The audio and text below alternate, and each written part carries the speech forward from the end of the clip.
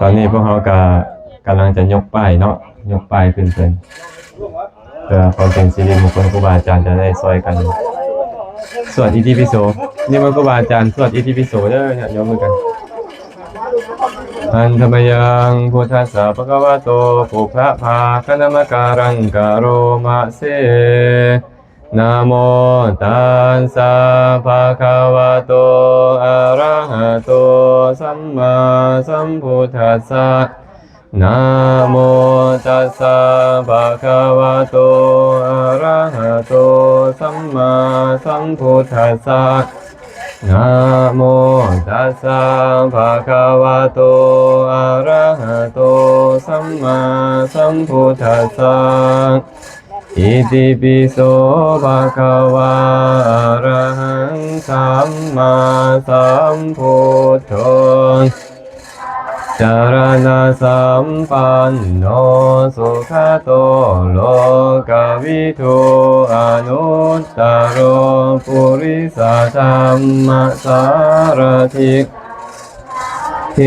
วมนุษย์ชานังอาคาวาติสว่างคาโตภะคะวะตาธัมโมสันทิติโกเอหิปัสสิโกโอปานายิโกปัจจัตตังเวทิตาโพวินโยหิติสุปฏิปันโนภะคะวะโตกัสสังโฆอุชุปฏิปันโนภะคะวะโตสาวกสังโฆญาญาปฏิปันโนภะคะวะโตสาวกสังโฆมิจิปฏิปันโนภะคะวะโตสาวกสังโฆปุริสายุคานิอันทปุริสปุงคาลาเอสะภะคะวะโตกัสสังโฆอาหุเนโยปาหุเนโยทังคิเนโยอัญชลิงอนุตตรังปุญญเกตังโลกัสสติอิติปิโสภะคะวะ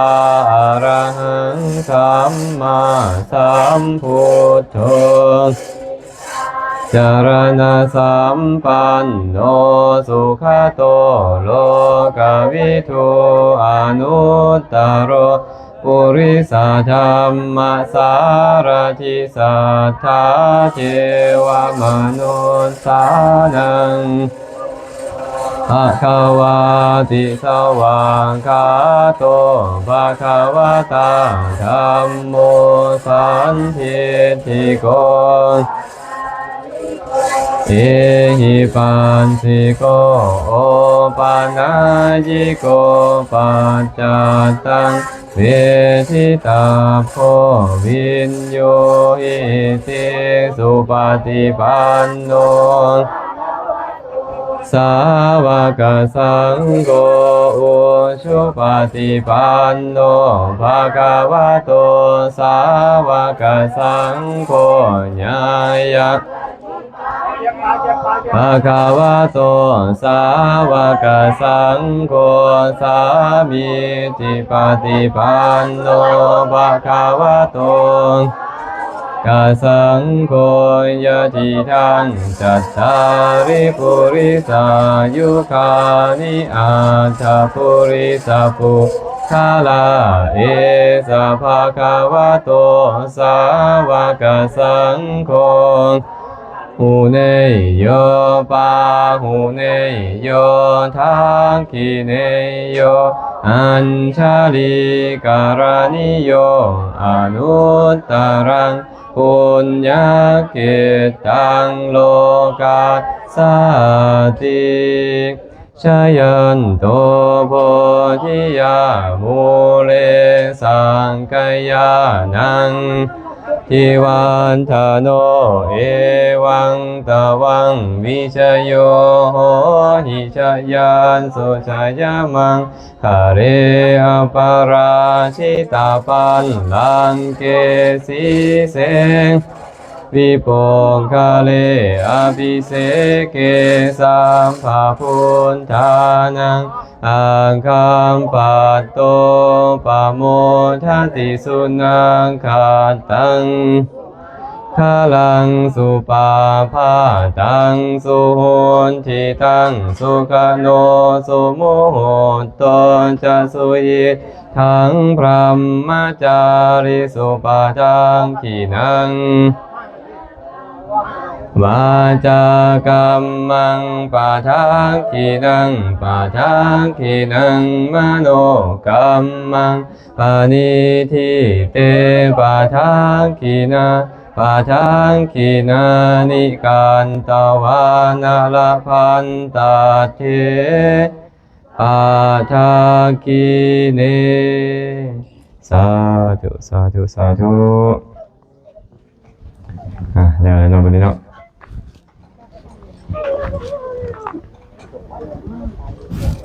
เดี๋ยวจะค่อยย่อนทั้งนิ่งลงมาทางครูบา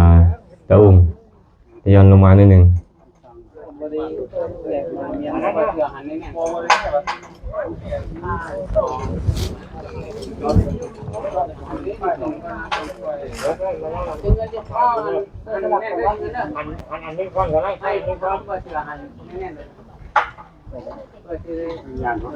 อันนี้แมวกองจันทร์เพิ่นเป็นเจ้าภาพไม้ให้ถวายไม้ก็เสียงทอนเป็นคนไปลงไปข้าเจ้าแกะให้อนุโมทนาบุญนำพวกเพิ่นเด้ออนุโมทนาบุญเจ้าภาพข้าเจ้าส่วนไม้บ่เอามาจะใส่แดนไม้นะไม้เสานะเชียงเงิน เชียงเงินเลื่อนหน้าเลื่อนหลังอยู่เชียงเงินก็ได้ก็สิได้ไม้เสาก็ได้พอดีว่าสั่งหลังคาสินมันเหลือเลยว่ามันน่าจะเป็นประโยชน์เลยเอามาเฮ็ดนี่ซะผู้ว่าสุขซะ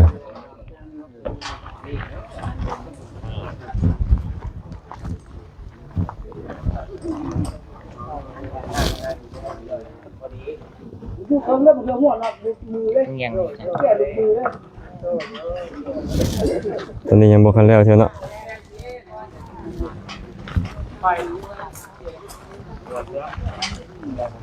พามาเบิ่งศาลาหน่อยหนึ่งศาลาตอนนี้ก็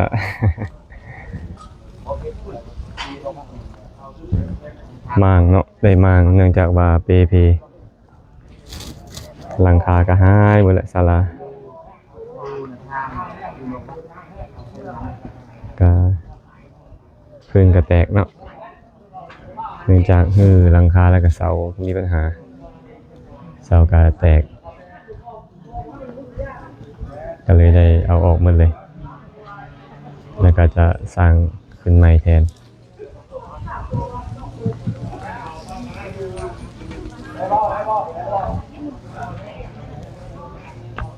นี่สภาพศาลาหลังเก่าคือหายไปแล้วเนาะ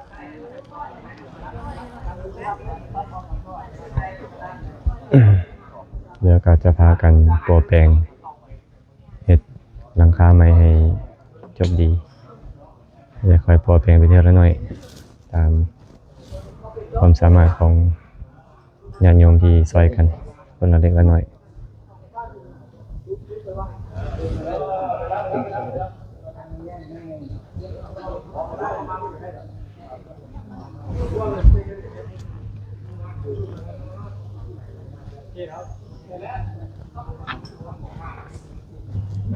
หลังคานักเกินเนาะแต่ว่าเสาน้อยแล้ว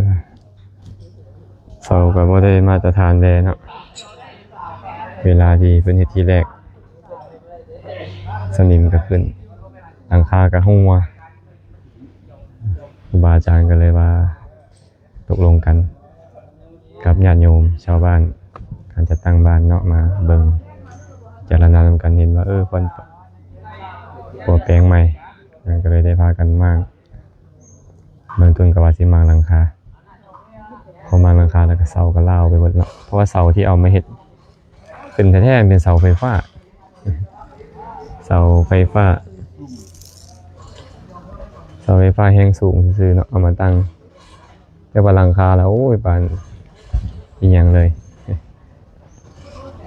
เลยได้ฮือขึ้นไม่เมิดผู้ใดอยากมาคนหินคนทรายซอยกับมาซอยเพิ่นเด้อตอนนี้ได้จ้างเขาเจ้าเพื่อออกมานี่90 ล้านเนาะเฉพาะจ้างมั่งญาติโยมเพิ่นก็บอกให้ฟังว่าจ้างเขาเจ้ามานี่90 ล้าน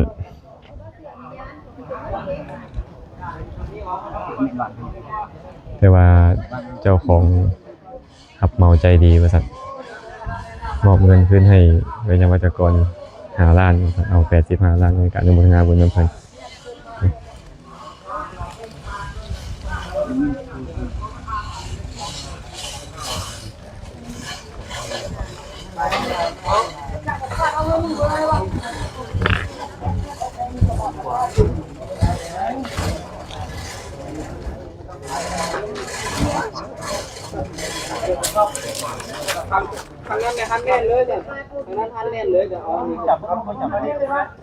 ญาติโยมพากันมาร่วมขึ้นป้าย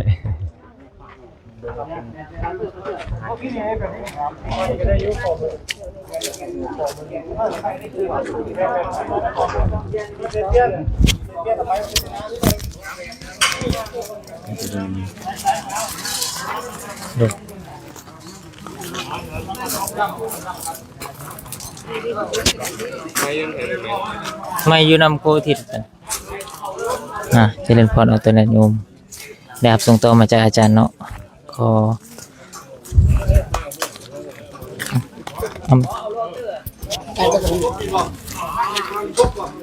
อันนี้คือบรรยากาศโดยรวมๆนะที่ครูอาจารย์ได้ร่วมแห่งร่วมใจพร้อมทั้งเอาตัวนัดโยมทั้งเป็นเจ้าภาพเจ้าศรัทธาและผู้ร่วมมาทางในที่วัดและก็ทางไลฟ์สดก็ดีอันนี้ขอให้ระลึกถึงบุญกุศลน้ำกันก่อนจะไปจาริกก็จะได้เฮ็ดกิจที่ยังค้างคาอยู่ให้มันแล้วเนาะเพื่อบ่เป็นการค้างคาในช่วงจาริก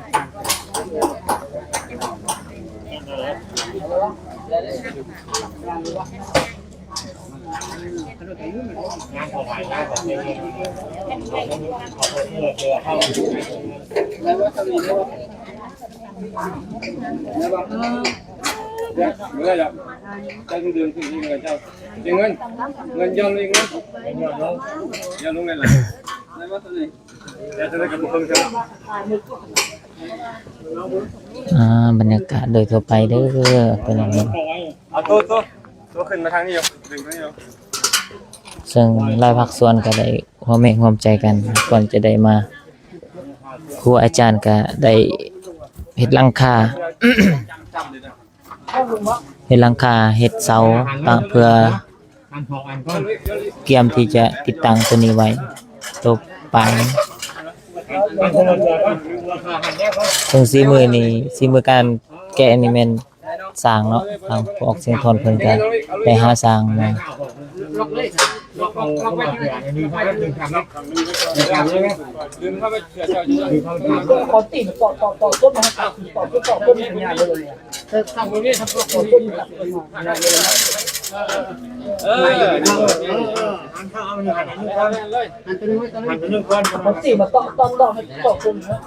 บ่ไปวะ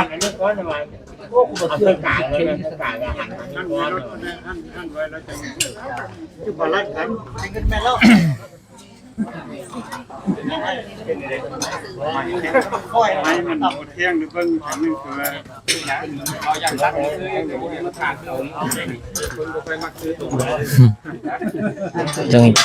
นี่คือญาติโยมและครูบาอาจารย์ส่วนทางพระอาจารย์ใหญ่เพิ่นก็ห้ามอยู่วัดมื้อนี้เนาะหลังจากที่ลงมาแต่ ผู้เขาข่วยเพิ่นก็ลงไปสำรวจทางวงสองหากันมาช่วงเมื่อคืนนี้12 โมง 12 โมงกลางคืนเพิ่นหากันมาแล้วก็มื้ออื่นก็จะได้ออกแต่เช้าเนาะแต่6 โมงไปซันอยู่ที่วัดเสียงขวนปตทใช่ปตทเสียงขวนเนาะอยู่แล้วก็จะได้ลงไปที่สารวันแล้วสิติดตามทางเพจวัดปานาคามเพิ่นก็จะได้แจ้งแล้วอาจจะเป็นลงคลิปเสียงของอาจารย์ที่ได้ประกาศบางเช้านั้นเพราะว่าเพิ่นก็บางเช้านี้บ่มีสัญบางเช้านี้บ่มีสัญญาณน้อยหนึงเพิ่นก็เลยบ่ได้ไลฟ์สดในสมุทรยคาถาแต่เพิ่นก็ครูอาจารย์ก็ได้เก็บเสียงเพิ่นไว้แล้วก็จะรอท่าลงที่วัดปานาคามแล้วถ้าสักน้อยก็สิได้ลงให้ต้นนิยมได้ฟังว่ากิจกรรมของเฮาได้เป็นแนวใดซึ่งทางป้ายนี่ก็จะสำเร็จเป็นที่พอแล้วเนาะทั้งสองด้านเลยจะมีชื่อของวัดปานาคามบ้านนาเทเมืองเสธานีนครหลวงเวียงจันทน์แต่สิ่งที่ยังค้างคาก็คือศาลาเนาะถึงทางอาจารย์เพิ่นได้นำเสนอไปองค์ยานั้นหากก็มางเสร็จในช่วงที่ขึ้นภูควายเนาะขึ้นใจขึ้นภู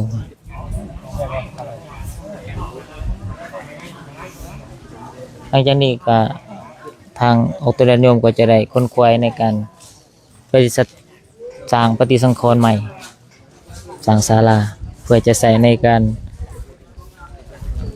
ฟังธรรมสนทนาธรรมที่พักอาศัยของพระสงฆ์อาจจะเป็นโรงเรียนบ่ซึ่งเทื่อก่อนก็จะทางคณะอภิธรรมเพิ่นก็จะได้เพิ่นก็เขียนในนี้เนาะอยู่ที่ศาลานี้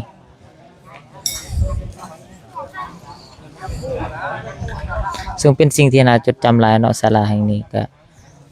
ซึ่งอาตมาเองที่มันใหม่ก็อาจจะบ่หยังหลายแต่อาจารย์ผู้ที่มาริเริ่มก็จะมีความรู้สึกความผูกพัน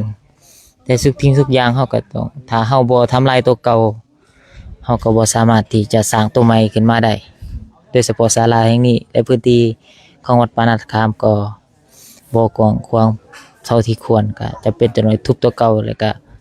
สร้างตัวใหม่ขึ้นมาถ้าเฮาบ่ทุบตัวเก่าทิ่มเฮาก็บ่สามารถที่จะสร้างตัวใหม่ขึ้นมาได้ทุกสิ่งทุกอย่างเนาะการดำเนินชีวิตต่างๆก็จำเป็นต้องเพื่อเฮาสิย่างไปทางหน้าเนาะเฮาก็ต้องปะบางสิ่งบางอย่างไว้ทางหลัง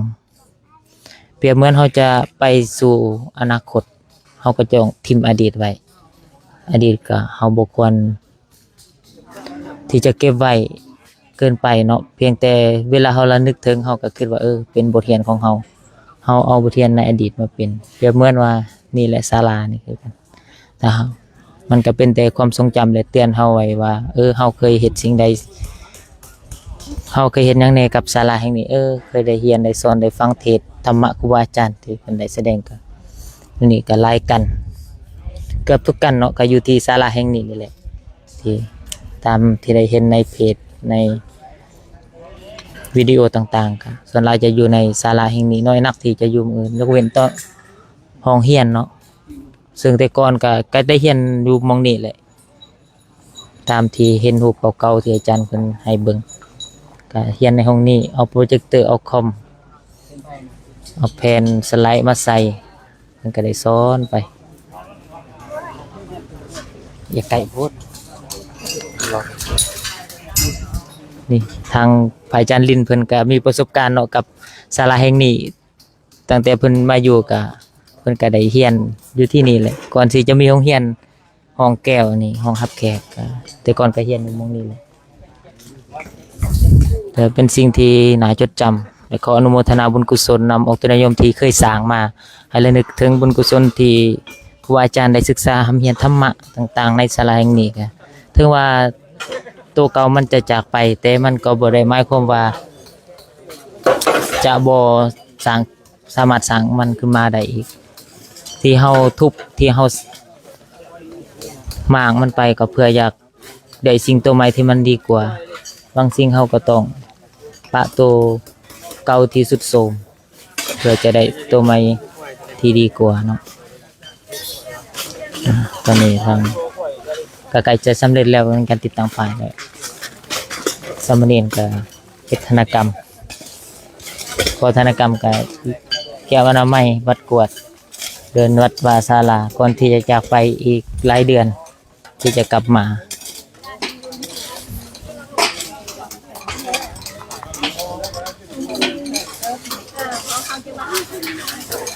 จะได้งามงามบ่ดูถึงเรื่องการเฟซ กินกะโรซิเอ็มซีขึ้นตะวังเจ้าเฮ็ดหยังกินกะโรซิกินกะโรซิ อาหารพันเต้ ปันเต กำลังมางลวดออกเพื่อจะเอาหินมาไปอยู่ในนั้นให้มันได้งามให้ เพราะว่าเป็นยาหินเล็กน้อยเนาะเพราะว่าแต่ก่อนก็เป็นป้ายโฆษณาเหลือแต่เสาก็ได้เอาลงเลยได้เฮ็ดตัวนี้ใหม่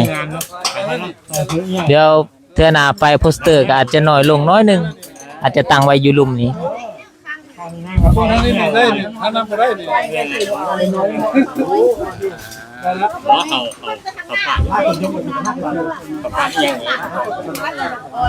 ันไม่น้ำเติม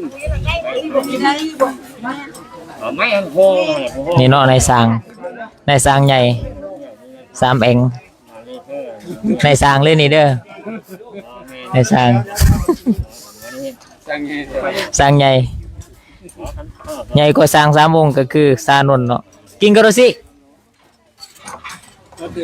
อ่างปันเต Hàng phân tê เนี่ยน่า ลุงมาวางไว้มาใหม่นั่นเหรอวะนั่นเหรอวะต้องใส่มาพี่อย่าให้มันทางนี่มาเสือนั่นเหรอวะลายหมด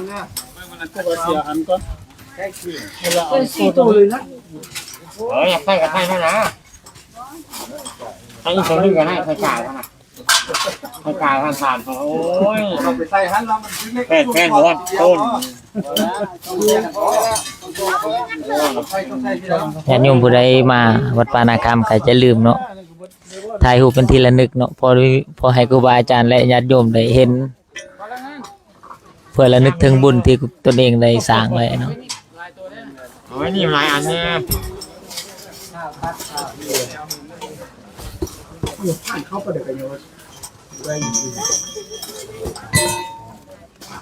นั่นเพิ่งจะลงได้ไหนเพราะน่ะมาเสือนั่นหรอวะนั่นนะพอเสือถึงกันนั่นเลยก็ได้น่ะ อย่าซื้อร้ายให้มันมีสไตล์หน่อย พอแล้ว แม่น เขามาหาตัวเดี๋ยวจะเข้ามาเสือโอ้ตัวสลิงมาหาอยู่คือคนแม่ทางแรกก็มาหาจะไปทุบลงดู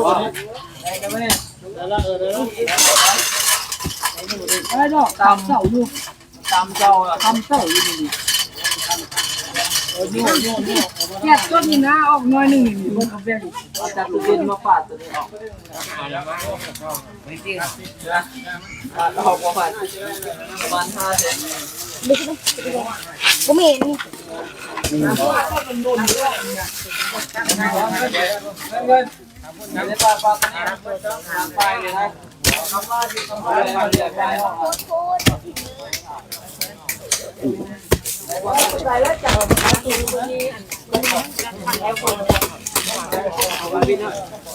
เ เอ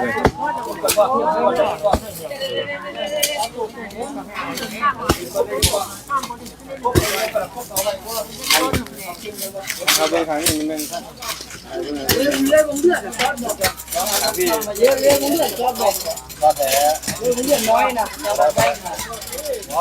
เขาออกได้นี่ไม่ได้แล้วนะนี่จับลงลุ่มนะจับลงลุ่ม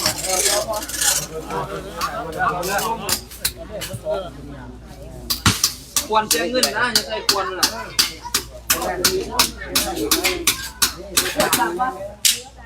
ควรแล้วใส่รับตัวป้ายนะควรรับป้ายมีทางควรจับป้ายนะจับป้ายก็ได้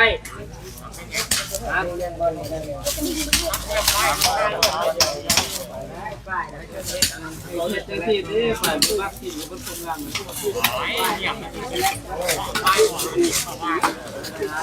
เป็นยังไงเขาซ่องอะไรออกคอใหญ่ตัวนี้มันจะจับอยู่ดีควรซับนี่ดีเอาซ่อมเมืองเลยอารมณ์นะวันนี้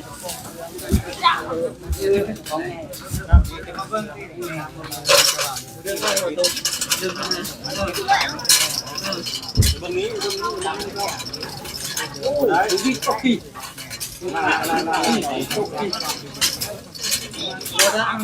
จะเขายกไปขึ้นเติมเนี่ยการวิ่งขับตรงนี้ขับไม่ได้ขึ้นไปเขายกไปขึ้นเพิ่มในมีโอกาสที่จะขึ้นไปฟาดให้เหลือเลย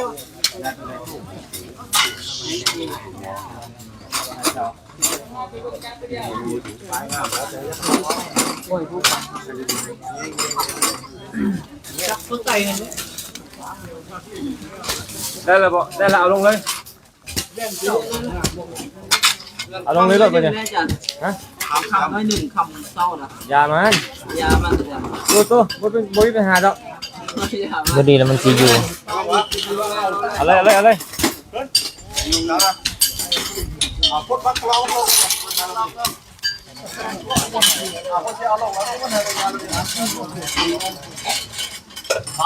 ้วไปเนี่ยเดี๋ยวเขาอยากแกงข้างแต่เขายกขานั่นเอาตู้เอาเลย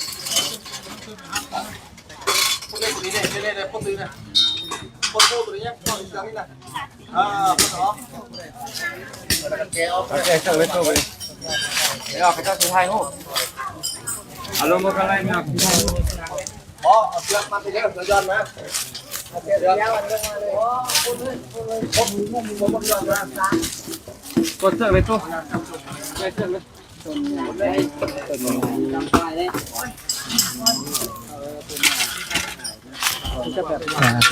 ใกล้จะสำเร็จแล้วเนาะน่าจะสำเร็จเกือบ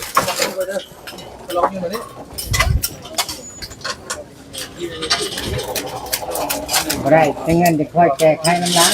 จับสิ้นมากค่อย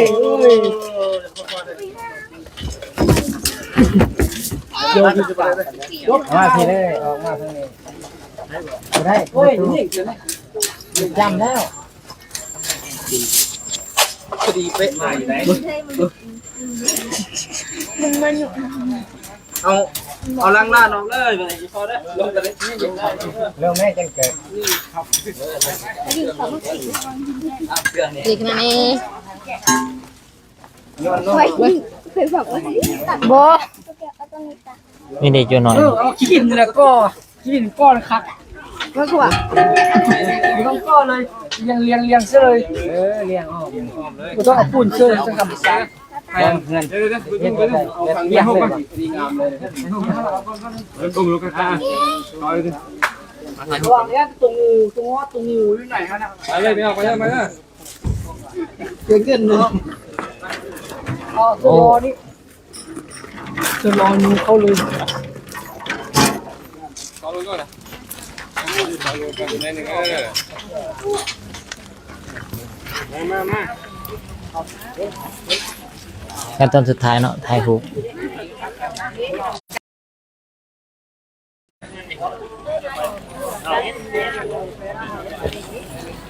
จะมา เอาได้ หันหน้าไปเข้ามา อ้าว